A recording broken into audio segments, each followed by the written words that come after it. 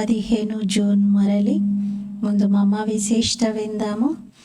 మమ్మ యొక్క నడకను చూసి బాబా ఎప్పుడు అనేవారు, భూమికి మమ్మ అంటే ఎంత ప్రేమ, మమ్మ ఎంత తేలికగా నడిచేవారంటే ఫరిస్తాలాగా అనిపించేవారు. మమ్మ యొక్క ముఖంలో ఏ కార్యం చేసినా కూడా అలసట కనిపించేది కాదు. చాలా లైట్గా, చాలా తేలికగా మమ్మ అన్ని కార్యాలు చేసినా కూడా ముఖంలో చెక్కు చెదరినటువంటి చిరునవ్వు ఉండేది, గంభీరత కూడా ఉండేది. మరి మమ్మ నుండి మనం కూడా ఇటువంటి ప్రేరణ తీసుకుందాము. మనం నడిచే సమయంలో శబ్దం చేస్తూ కాకుండా తేలికగా, ఫరిష్టాగా ఈ మమ్మ లాంటి తేలికైనటువంటి స్థితిని ధారణ చేద్దాం. ఈరోజు బాబా మురళిలో మీరు ఎవ్వరికి దుఃఖాన్ని ఇవ్వకూడదు, దుఃఖం తీసుకోకూడదు అన్నారు. ఇది చాలా పెద్ద తప్పు. దుఃఖం ఇవ్వడం, దుఃఖం తీసుకోవడం. ఒకవేళ మాయను జయించాలి అంటే ఈ శిక్షణను తప్పనిసరిగా ధారణ చేయాలి అన్నారు. 15 జూన్ మురళి. मीठे बच्चे, माया जीत बनने के लिए गफलत करना छोड़ो. మధురమైన పిల్లలు మాయా జీతుగా తయారయ్యేందుకు పొరపాట్లు చేయడం వదిలివేయండి. దుఃఖ దేనా और दुख लेना ये बहुत बड़ी गफलत है. దుఃఖం ఇవ్వడం, దుఃఖం తీసుకోవడం ఇది చాలా పెద్ద పొరపాటు. जो तुम बच्चों को नहीं करनी चाहिए. ఇది పిల్లలైన మీరు చేయకూడదు. దుఃఖం ఇవ్వకూడదు, దుఃఖం తీసుకోకూడదు. మాయను జయించాలి అంటే దీనిపైన శ్రద్ధ వహించాలి. ప్రశ్న, బాప్ కి హమ్ సబ్ బచ్చోं के प्रति कौन सी एक ఆశ है. బాబాకు పిల్లలందరి పట్ల ఎటువంటి ఒక ఆశ ఉంది? జవాబు, बाप की आश है कि मेरे सभी बच्चे मेरे समान एवर प्योर बन जाए. తండ్రి యొక్క ఆశ, నా పిల్లలందరూ నా సమానంగా సదా పవిత్రంగా అవ్వాలి. బాప్ ఎవర్ గోరా హే వహా ఆయా హే బచ్చోं को काले से गोरा बनाने. తండ్రి సదా తెల్లగా ఉన్నారు, వారు వచ్చారు పిల్లలందరినీ నల్లగా ఉన్న స్థితి నుండి తెల్లగా తయారు చేయడానికి. అంటే అపవిత్రంగా ఉన్న వారిని పవిత్రంగా, తెల్లగా చేయడానికి వచ్చారు. మాయా కాలా బనాతీ హే, మాయా నల్లగా చేస్తుంది. బాప్ గోరా బనాతే హే, బాబా తెల్లగా చేస్తారు. లక్ష్మీనారాయణ గోరే హే, లక్ష్మీనారాయణులు తెల్లగా ఉన్నారు. తబ్ కాలే పతిత్ మనుష్య ఉన్కి మహిమ గాతే హే, అందుకే నల్లగా పతితంగా ఉన్న మనుష్యులందరూ వారి మహిమని చేస్తున్నారు. అప్నే కో నీచ్ సమజ్తే హే, స్వయాన్ని మేము నీచ స్థితిలో ఉన్నామనుకుంటారు పతితంగా ఉన్నవారు. బాప్ కి అబ్ శ్రీమత్ మిల్తీ హే, మీఠే బచ్చే అబ్ కోరా సతో ప్రధాన్ బన్నే కా పురుషార్థ్ కరు. తండ్రి యొక్క శ్రీమతం ఇప్పుడు లభిస్తుంది. మధురమైన పిల్లలు ఇప్పుడు తెల్లగా, సతో ప్రధానంగా అయ్యేటువంటి పురుషార్థం చెయ్యాలి. బాబా యొక్క ఆశ ఇది, నా పిల్లలందరూ నాలాగే తెల్లగా అవ్వాలి, సతో ప్రధానంగా, పవిత్రంగా అవ్వాలి అని.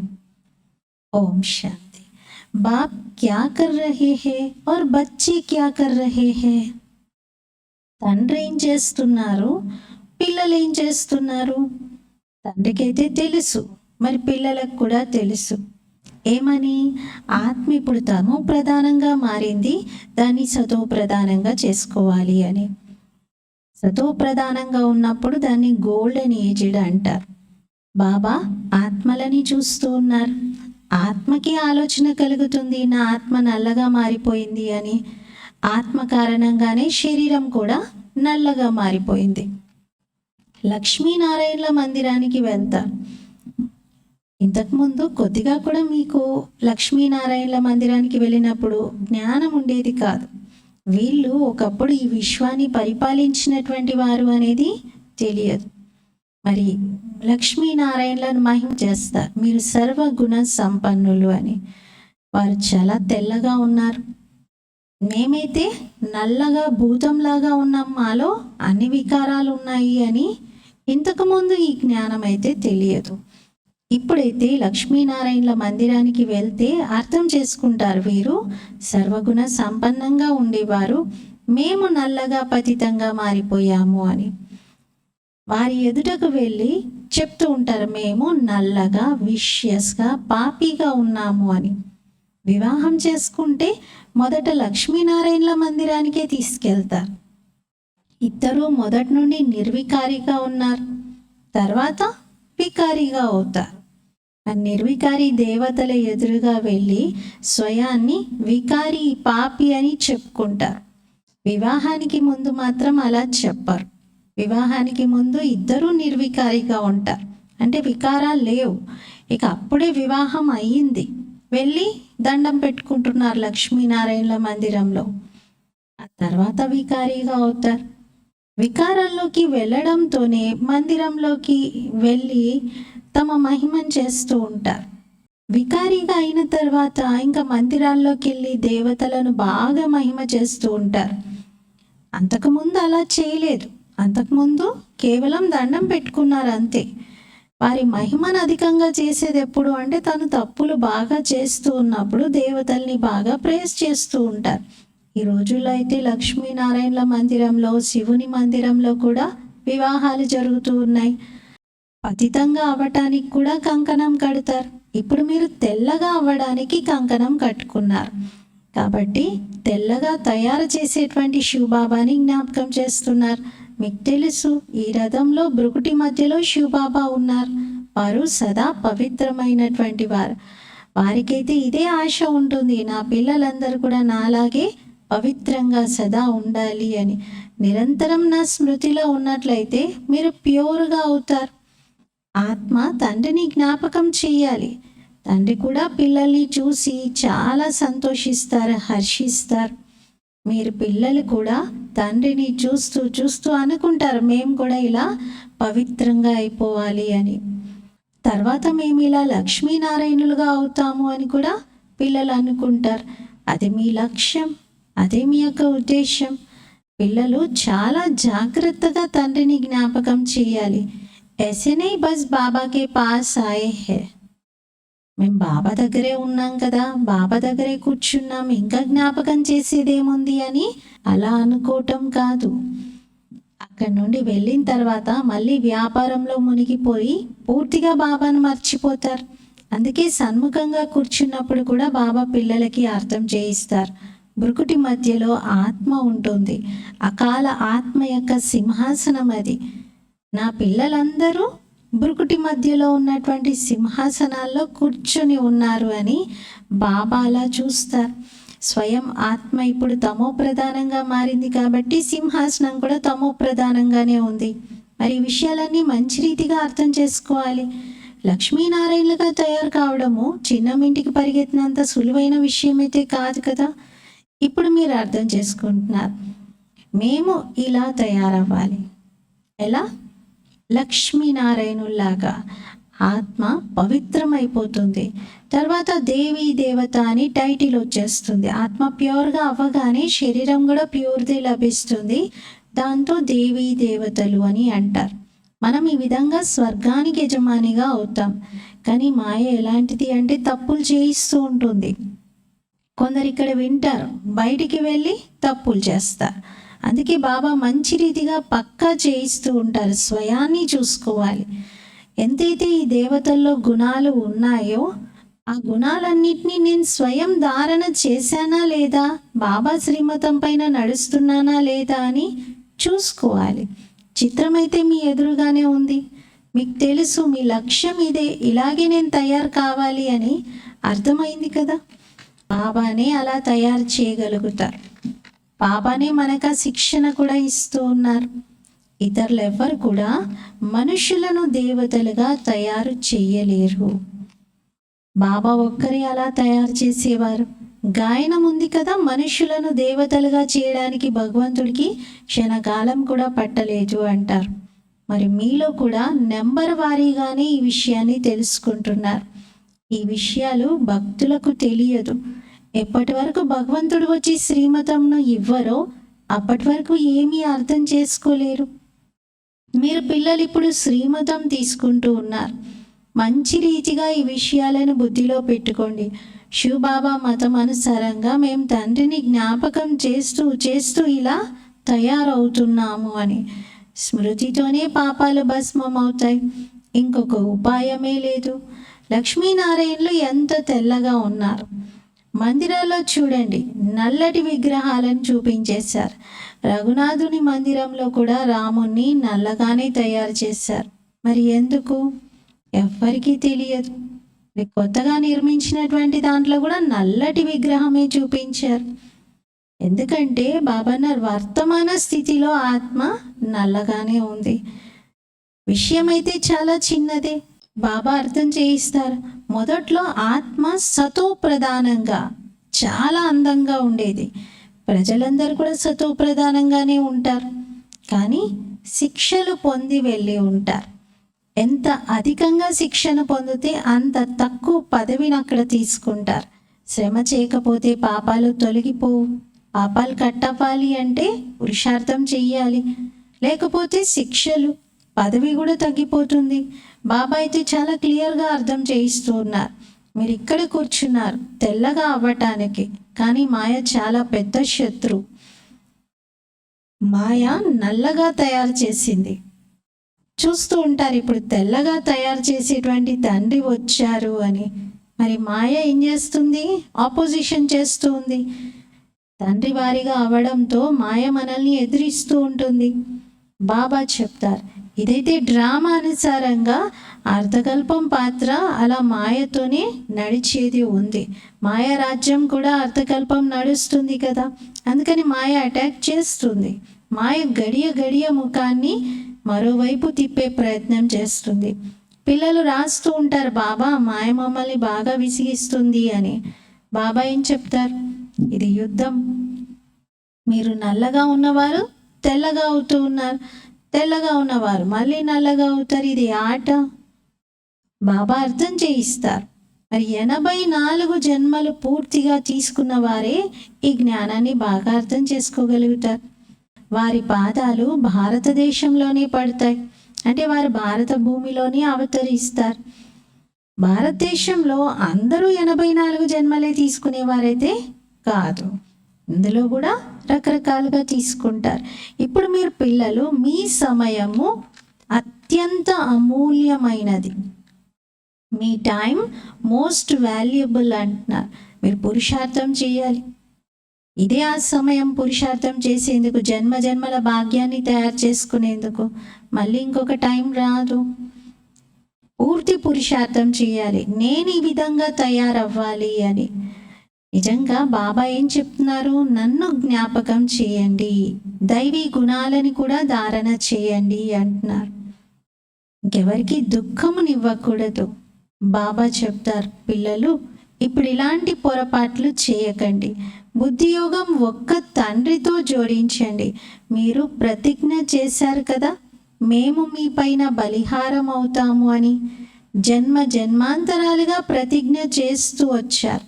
బాబా మీరు వచ్చినట్లయితే ఇంకా మేము మీ శ్రీమతం పైనే నడుస్తాము, పావనంగా అయి ఖచ్చితంగా దేవతగా అవుతాము అని బాబాతో మీరే కదా ఇలా ప్రతిజ్ఞ చేసింది. ఒకవేళ యుగల్ తోడునివ్వట్లేదు అంటే మీరు బాగా పురుషార్థం చేయండి. ఎలాగైనా సరే వారిని కూడా తీసుకురండి. యుగల్ సాతిగా కాకపోతే మరి జోడీ తయారవ్వదు. ఎవరెంత బాబాని జ్ఞాపకం చేసి ఉంటే, దైవీ గుణాలను ధారణ చేసి ఉంటే వారిదే జోడీ తయారవుతుంది. చూసుకోండి, మీ జంట తయారవ్వాలి అంటే తప్పకుండా యుగల్కి జ్ఞానం ఇవ్వండి. ఈ విషయంలో మీరు పురుషార్థం చేయండి. ఈ విధంగా చూడండి, బ్రహ్మ సరస్వతి ఎంత మంచి పురుషార్థం చేశారు కాబట్టి జంటగా అవుతున్నారు. చాలా మంచి సర్వీస్ చేస్తున్నారు. ఇక్కడ బాబాని జ్ఞాపకం చేస్తారు. వీరిలో గుణాలు కూడా ఉన్నాయి. గోపులలో కూడా మంచి మంచి పిల్లలు ఉన్నారు. కొందరు స్వయమే అర్థం చేసుకుంటున్నారు. మాయ యొక్క ఆకర్షణ కొంతమందికి కలుగుతుంది. ఈ మాయా సంఖ్యలు ఇంకా తెగట్లేదు అని పిల్లలు రియలైజ్ అవుతారు. గడియ గడియ నామరూపాల్లో చిక్కుకుంటూ ఉంటారు. బాబా ఏమంటారు? నామరూపాల్లో అస్సలు చిక్కుకోకండి, నాలో చిక్కుకోండి. నా నామరూపంలో చిక్కుకోండి అంటారు. నన్ను జ్ఞాపకం చేయండి, నా రూపాన్ని చూడండి, అంతే తప్ప ఇంకే దేహదారుల వైపు దృష్టి వెళ్ళకూడదు. ఎలా అయితే మీరు నిరాకారి ఆత్మగా ఉన్నారో నేను కూడా నిరాకారిగా ఉన్నాను. మిమ్మల్ని నా సమానంగా తయారు చేస్తున్నాను. టీచర్ తన సమానంగా తయారు చేస్తారు కదా. ఒక సర్జన్ ఉంటే ఇంకొకరిని సర్జన్ లాగా తయారు చేయగలుగుతారు. ఇక్కడైతే అనంతమైన తండ్రి, వారి పేరు బాగా ప్రసిద్ధమై ఉంది. పిలుస్తూ ఉంటారు ప్రపంచం మొత్తంలో ఉన్నవాళ్ళు, ఓ పతిత పావన రండి అని. అంటే వారి పేరు ఎంత ప్రసిద్ధమైంది అనడానికి బాబా ఈ విషయం చెప్తున్నారు. ఆత్మ పిలుస్తుంది శరీరం ద్వారా, తండ్రి రండి, బాబా రండి, పావనం చేయండి అని. మీకు తెలుసు ఎలా మనం పావనంగా అవుతూ ఉన్నాము అనేది. పావనంగా చెయ్యండి అని భక్తులు పిలిచారు, కానీ వచ్చి పావనంగా చేసే విధానం ఎలా ఉంటుంది అనేది తెలుసుకోవట్లేదు. ఇక్కడ మనం అర్థం చేసుకున్నాం, ఎలా అయితే వజ్రం ఉంటుందో దానిపైన ఒకవేళ ఏ చిన్న మరక ఉన్నా అది కనబడుతుంది. మ్యాగ్నిఫైయింగ్ లెన్స్తో చూసి దాన్ని వెలకడతారు.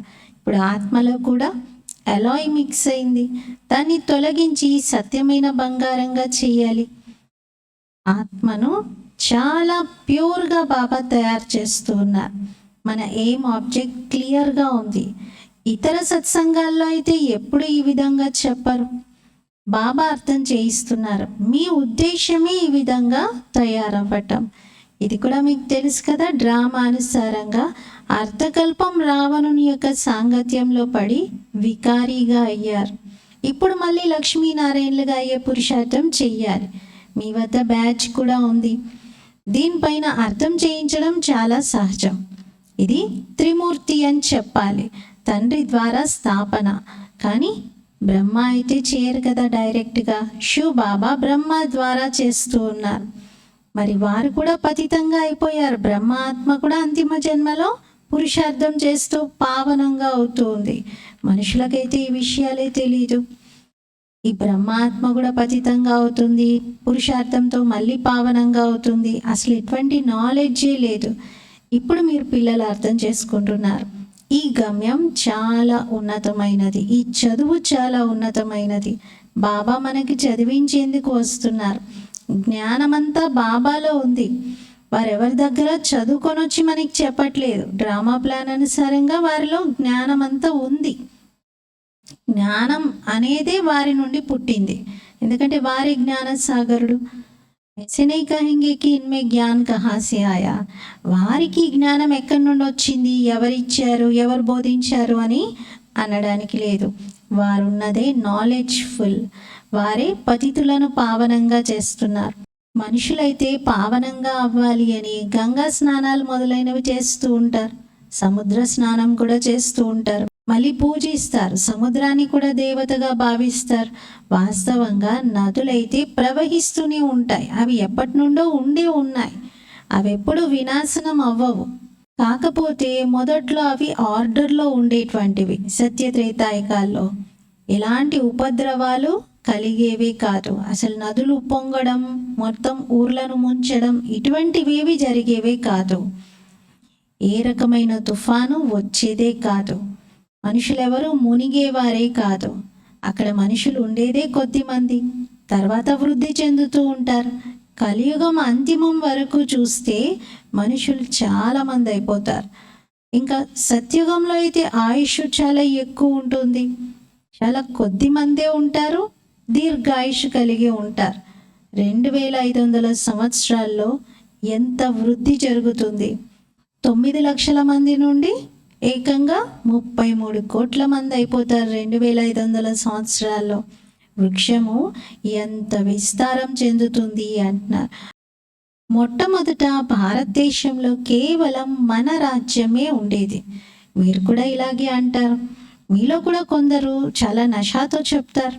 గుర్తుంటుంది వాళ్ళకి ఎప్పుడు, మేము మా రాజ్య స్థాపన చేసుకుంటున్నాము, మేము ఆత్మిక వారియర్స్గా ఉన్నాం, యోగ బలంతో మాయను జయిస్తూ ఉన్నాము. కానీ ఈ విషయాలు కొందరు మర్చిపోతూ ఉంటారు. మాయతో యుద్ధం నడుస్తూ ఉంది. ఇప్పుడు రాజధాని యొక్క స్థాపన జరుగుతుంది. ఎంతెంత తండ్రిని జ్ఞాపకం చేస్తారో అంత విజయిగా అవుతారు. లక్ష్యం ఉద్దేశం అయితే ఇలా లక్ష్మీనారాయణలుగా తయారవ్వాలనే ఉంది. వీరి ద్వారా బాబా మనల్ని దేవతగా చేస్తూ ఉన్నారు. మరి ఏం చేయాలి? తండ్రిని జ్ఞాపకం చేయాలి. ఇతడైతే మధ్యవర్తి. గాయనం ఉంది కదా, సద్గురువు లభించారు మధ్యవర్తి రూపంలో అని. అంటే మధ్యవర్తి బ్రహ్మ ద్వారా మనకి సద్గురువు లభించారు. బాబా ఈ శరీరాన్ని తీసుకున్నారు. ఇతడు మధ్యలో మధ్యవర్తి అయిపోయినట్టే కదా. మన యోగం శివబాబాతో ఉంది. మరి ఇతడు అందరి ఆత్మల యొక్క సంబంధాన్ని శివబాబాతో జోడిస్తారు. అంటే బాబాతో యోగం జోడిస్తూ ఉన్నారు శివబాబాతో. అంతే తప్ప దీన్ని నిశ్చితార్థం అనే పేరు తీసుకొని ఇంకోలా చెప్పకండి అంటున్నారు. శివబాబా ఇతడి ద్వారా ప్రతి ఆత్మను పవిత్రంగా చేస్తూ ఉన్నారు. బాబా ఏం చెప్తారు? హే బచ్చో, मुझ बाप को याद करो. तुम तो ऐसे नहीं कहेंगे मुझ बाप को याद करो. శివ బాబా అంటారు, ఓ పిల్లలు, మీరు నన్ను తండ్రిని జ్ఞాపకం చేయండి అంటారు. మీరైతే ఈ విధంగా చెప్పరు కదా ఎవరికి, నన్ను తండ్రిని జ్ఞాపకం చేయండి అని. మీరు తండ్రి యొక్క జ్ఞానాన్ని వినిపిస్తారు. బాబా ఇలా చెప్తున్నారు, బాబాని జ్ఞాపకం చేయాలి అని చెప్తారు. ఈ తండ్రి కూడా అంటే బ్రహ్మ బాబా కూడా మంచి రీతిగా అర్థం చేయిస్తూ ఉంటారు. ముందు ముందు చాలా మందికి సాక్షాత్కారం అవుతుంది. అప్పుడు లోపల మనసు తింటూ ఉంటుంది. బాబా చెప్పారు, చాలా తక్కువ సమయం ఉంది అని ఎన్నోసార్లు మురళిలో వచ్చింది, అయినా నేను పట్టించుకోలేదు అని చాలా బాధపడతారు. ఈ కళ్ళతో మీరు వినాశనాన్ని చూస్తారు. రిహార్సల్స్ అయితే జరుగుతూ ఉన్నాయి. వినాశనం ఎలా అవుతుంది అనేది ఇప్పటికే రిహార్సల్స్ అన్నీ చాలాసార్లు జరిగాయి. ఈ కళ్ళతో మీరు అన్ని ప్రాక్టికల్గా చూస్తారు. ఇప్పుడు అనేకులకు వైకుంఠం యొక్క సాక్షాత్కారం కూడా కలుగుతుంది. ఇవన్నీ చాలా ఫాస్ట్గా జరుగుతాయి. జ్ఞాన మార్గంలో మొత్తం అంతా రియల్గా ఉంది. అన్ని సత్యమైన విషయాలే వింటున్నారు. భక్తిలో అయితే ఇమిటేషన్ ఉంది. ఇమిటేషన్ చాలా నడుస్తుంది అక్కడ. కేవలం సాక్షాత్కారం చేసుకుంటారు, అంతే తప్ప నిజంగా అలా తయారవ్వరు. మీరైతే అలా తయారవుతున్నారు. మీరు కళ్ళతో సాక్షాత్కారంలో చూసిందంతా ప్రాక్టికల్గా కూడా చూస్తారు. వినాశనాన్ని చూడడం ఇది అందరి వల్ల సాధ్యమయ్యేది కాదు. ఇదంత ఈజీ కాదు. మాటల్లో చెప్పడానికి లేదు. ఒకరికొకరు హత్య చేసుకుంటూ ఉంటారు. కళ్ళ ముందే రక్తం ధారలాగా ప్రవహిస్తూ ఉంటుంది. 2 చేతులతో చప్పట్లు మ్రోగుతాయి. ఇరువైపులా క్రోధంతో ఒకరికొకరు బాంబులు విసురుకుంటూ ఉంటారు. యుద్ధాలు చేసుకుంటూ ఉంటారు. 2 సోదరులను కూర్చోబెట్టి వేరు చేసేస్తారు. కావాలని ఇద్దరి మధ్య చిచ్చులు పెట్టి ఇద్దరిని వేరు చేస్తారు. ఇది కూడా డ్రామా తయారయ్యి ఉంది. ఈ రహస్యం వాళ్ళకి తెలియదు. ఇద్దరు వేరవ్వడంతో పోట్లాడుకుంటారు కదా. పోట్లాడుకున్నప్పుడు వాళ్ళకి ఆయుధాలు కావాలి కదా. ఈ మధ్యలో ఎవరైతే వ్యక్తి వీళ్ళిద్దరి మధ్య చిచ్చు పెట్టి వాళ్ళిద్దరితో పోట్లాట పెట్టించారో వాళ్ళ దగ్గర చాలా ఆయుధ సామాగ్రి ఉంది, చాలా బాంబులు ఉన్నాయి. మరి అవన్నీ ఆ టైంలో అమ్మేస్తారు. వీళ్ళకి ఈ ఇరు పక్షాల వాళ్ళకి అమ్ముతూ వాళ్ళకి సరఫరా చేస్తారు. అలా వారి ఆయుధాలన్నీ కూడా అమ్ముడుపోతాయి కదా. ఎంత తెలివి చూడండి. వాళ్ళ ఆయుధాల అమ్మకానికి పెట్టాలి అని చెప్పి ఇరు దేశాల మధ్యలో గొడవలు సృష్టిస్తారు. ఇద్దరిని వేరు చేసి పోట్లాడుకోమని అంటారు. ఇది కూడా డ్రామాలో నడుస్తూ ఉంది.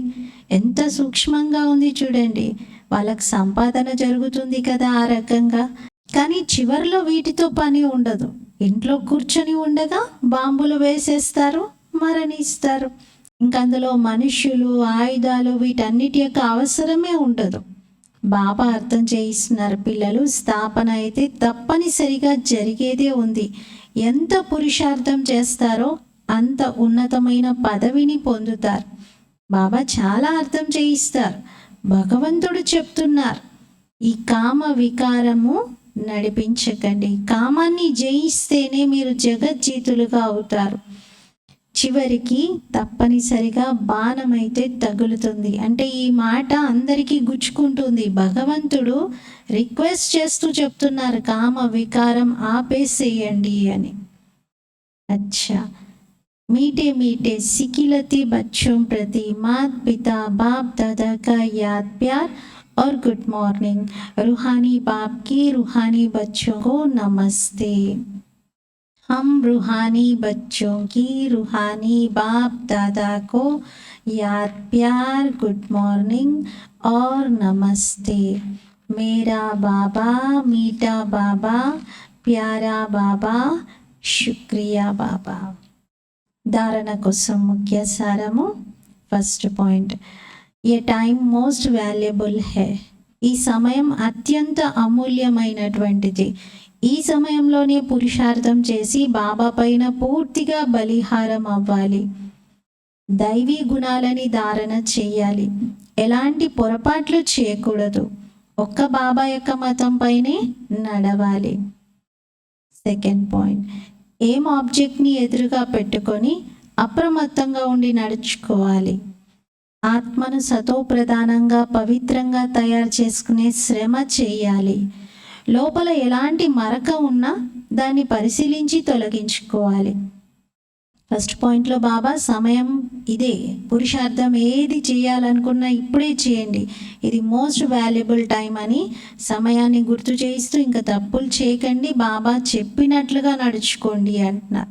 సెకండ్ పాయింట్లో బాబా లక్ష్యాన్ని ఉద్దేశాన్ని గుర్తిస్తూ మీరు ఆత్మను పవిత్రంగా చేసుకునే శ్రమ చేయండి, మరకలు ఉంచుకోకండి అని అంటున్నారు. वरदान, ब्राह्मण जीवन में हर सेकंड सुखमय स्थिति का अनुभव करने वाले संपूर्ण पवित्र आत्मा भव. బ్రాహ్మణ జీవితంలో ప్రతి సెకండ్ సుఖమయ స్థితి యొక్క అనుభవం చేసుకునేటువంటి సంపూర్ణ పవిత్ర ఆత్మా భవ. బ్రాహ్మణ జీవితంలో ప్రతి క్షణం సుఖమయ స్థితిని అనుభవం చేసుకునేటువంటి సంపూర్ణ పవిత్ర ఆత్మాభవ. వివరణ, పవిత్రతను సుఖ శాంతులకు జనని అంటారు. ఎలాంటి అపవిత్రత అయినా దుఃఖం అశాంతిని అనుభవం చేయిస్తుంది. బ్రాహ్మణ జీవితం అనగా ప్రతి క్షణం ప్రతి సెకండ్ సుఖమయ స్థితిలో ఉండేటువంటి వారు. దుఃఖం యొక్క దృశ్యం కనిపిస్తూ ఉన్నా ఎక్కడైతే పవిత్రత శక్తి ఉంటుందో అక్కడ దుఃఖం అనుభవమే జరగదు. దుఃఖం యొక్క పరిస్థితి, దుఃఖం యొక్క దృశ్యం ఎదురుగా కనిపిస్తూ ఉన్నా సరే పవిత్రత శక్తి ఉన్న చోట దుఃఖం అనుభవమే కలగదు. పవిత్ర ఆత్మలు మాస్టర్ సుఖకర్తగా అయి దుఃఖాన్ని కూడా ఆత్మిక సుఖం యొక్క వాయుమండలంలో పరివర్తన చేస్తారు. అంటే దుఃఖం కలిగించేటువంటి పరిస్థితిలో కూడా వారు దాన్ని చాలా ఉన్నతమైనటువంటి భావంతో స్వీకరించి అక్కడ సుఖం యొక్క వాయుమండలాన్ని తయారు చేస్తారు. ఏదైనా చాలా పెద్ద విఘ్నమే పరిస్థితి వచ్చింది, ఇంకేదైనా జరిగినా కూడా వాళ్ళు డ్రామాను ఒక డాల్ లాగా ఉపయోగించుకొని డ్రామా కళ్యాణకారి, అంత నా లెక్కలు తీరిపోతున్నాయి, అంత మంచికే జరుగుతుంది అనుకుంటూ అక్కడ దుఃఖం ఫీల్ అవ్వకుండా సుఖం యొక్క వాతావరణాన్ని ఏర్పరుస్తారు. ఇది పవిత్ర ఆత్మలలో ఉండేటువంటి శక్తి. స్లోగన్, साधनों का प्रयोग करते साधना को बढ़ाना ही बेहद की वैराग्य वृत्ति है. సాధనాలను ఉపయోగించుకుంటూ సాధనను పెంచుకోవటమే అనంతమైన వైరాగ్య వృత్తి. సాధనాలను వస్తువులను ఉపయోగించుకుంటూ పురుషార్థం సాధనను ఇంకా పెంచుకోవటమే అనంతమైన వైరాగ్య వృత్తి. వైరాగ్యం అంటే అసలు సాధనాలను ఉపయోగించుకోకుండా ఉండడం, అన్నిటినీ త్యాగం చేసేయడం, వదిలిపెట్టడం, అసలు నేను అవి వాడను, అవి ముట్టుకోను, అలా కాదు. అవి వాడుకుంటూ ఉపయోగించుకుంటూ అవసరాన్ని బట్టి పురుషార్థాన్ని మాత్రం పెంచుకుంటూనే ఉండాలి. వాటికి వశమైపోయి మరి వాటి కారణంగా పురుషార్థం ఆగిపోకూడదు. ఈరోజటి స్వమానము, నేను సంపూర్ణ పవిత్ర ఆత్మను. ఈ రోజంతా అటెన్షన్ ఇద్దాం. ఎలాంటి దుఃఖం పరిస్థితి వచ్చినా కానీ దాన్ని సుఖంలోకి పరివర్తన చేయడం, సుఖం యొక్క వాయుమండలాన్ని ఏర్పరచడం. ఎందుకంటే మనం మాస్టర్ సుఖకర్తలం. ఓం శాంతి.